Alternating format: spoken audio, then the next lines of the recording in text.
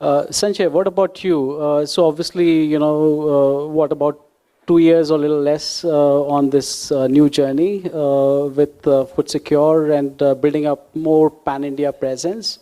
Though obviously you've had a much longer stint than that. Would you want to just talk about that? Sure. Just Food Secure is a recent venture that we have gone into, but to give a background on the journey and also kind of learnings, I would say, a doctor has always been an entrepreneur traditionally. If you look at most of the doctors, they either get employed by the government or they started their own setups traditionally. Only these days, after the corporates came up, a lot of doctors are getting into employment and other things. But the mindset that we go through in the college, when we were studying, was always in terms of, okay, now I'm going to get out of the college, start something of my own. So that was always been there. And my first venture, I think one of the co-founders I just met here, Rajat is there. So we started off the first venture of having an integrated approach towards healing itself. So today, even yesterday, when the NMC bill got passed and other things, people were fighting about this system should take predominance, this system of medicine should take predominance, kind of a thing. Nobody was thinking about what is the highlights of each system of medicine and what is the best the patient needs. So, one of my first venture was to integrate all systems of medicine and kind of provide the best of what each system provides to the patient. Not allowing the patient to figure out, okay, let me try this out, let me try this out, let me try this out, kind of a thing. So that was one thing. And the learning there was probably, it was an idea whose time had not come yet. It was laid back in 1998, kind of a thing.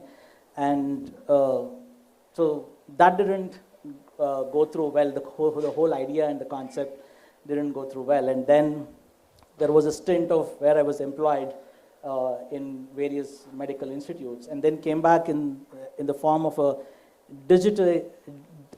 digitization of healthcare, where we worked on a startup of telemedicine company where we provided healthcare to the masses using telemedicine from the rural to the urban. And there were various learnings on that in terms of growth. There were social aspects that... Sorry, I've been dejecting. And did you say that the telemedicine bit is already happening? Yeah, it is happening. So right now that venture is in about 2,000 villages in India, providing about 100,000 consults every month. Is what has been. But the challenges there were unique. It's easy to sit on this side of the say that I have a product, I'm going and implementing it in the village, and the village people are going to get excited by it. But it didn't. The social challenges and the cultural challenges were pretty huge there in terms of just a simple example.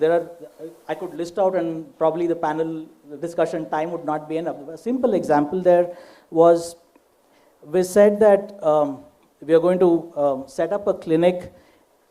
Typically, when we have a business thing, a shop needs to be in a main road in a village so that the visibility is high. We'll put nice boards and all those things and have a nurse kind of manage the telemedicine center where she can connect it to a doctor in the city, kind of a thing.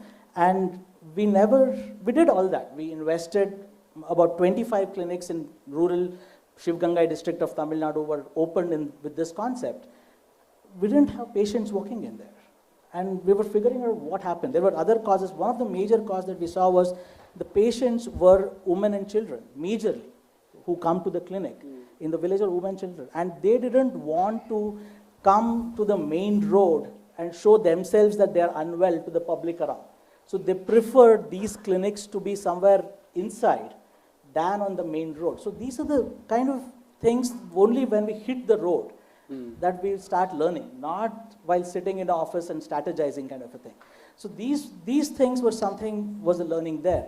Next was when we're looking at the sustainable growth part of it, it was one of the companies called that I was involved in, where we provided population-based or disease management or population health management, where we looked at managing diabetic population, having a chain of diabetic clinics pan-India, and managing diabetes through a call center at the back end. The idea was fantastic. We got a good funding for that. We expanded. Rapid expansion, and that is one of the learning that I would say. Just because we got funded, we had people with rapid expansion, we didn't have the bandwidth to manage those clinics, and it failed. So it failed for a very different reason. Very different. It's not, Just because you could not manage, though the funds were flush and the growth was rapid. Growth was rapid. We couldn't manage. We didn't have the right Wherewithal. talent and the wherewithal to kind of manage that. So, there were different. When we say growth, it has to be kind of. So this is, this is very, very good point. I mean, we live in the era of Uber growth, and just heard about 10x and things like that. But you give a very different example where you had all the dream components of what an entrepreneur would want, right? I mean, and yet it failed. So where did you find this? I mean, were you stuck in the situation and not able to bail out, or did you have foresight that you will not have the wherewithal and the operational support to take this to the next level of journey? I would say it was more in terms of the excitement that okay, we have the funds, there are people wanting for it, there are so many, we have all the statistics, the thing kind of a thing. It was the excitement, okay, we can do it kind of a thing. But just money doesn't solve the issue. There needs to be talent and trained talent, and that where we didn't think of that's going to be a challenge.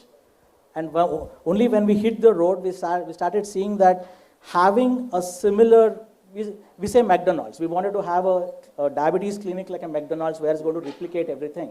But that was a huge, huge challenge that we didn't even think of when we put in. So with this kind of background experience that I have, we ventured out into Food Secure. Also, again, looking at what is missing in the market out there in the healthcare industry, what does people need, and also wanting to create a brand of having food issues being addressed by the right clinical expertise. Today it is not there. As you said, podiatry, when we say, people don't even think of, they ask me, oh, pediatric surgeon. Oh, yes, kind of a thing. So people do not know that they need to go to a podiatrist for their foot and ankle issues, but they still go to an orthopedic surgeon or a physician or a general surgeon kind of a thing. So creating that awareness and is key. Like even here in the venture that I'm looking out right now, awareness is the key, is what I see. If people aren't aware of where to go to for a certain problem, I would again fail. Yeah, you don't know that you don't know. Yeah. So, fair point. So I think what I hear from what you said is, and at least I see this in your new venture, the SOPs and the processes are very well set, not to fail on that front at least. So very well done.